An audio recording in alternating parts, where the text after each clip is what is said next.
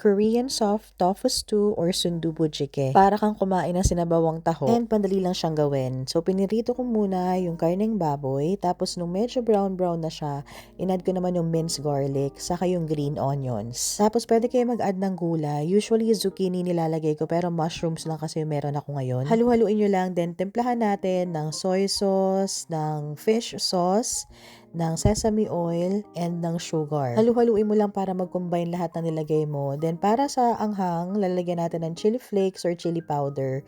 Kung ayaw mo nito, pwede mo namang skip or lagyan nyo ng kahit konti.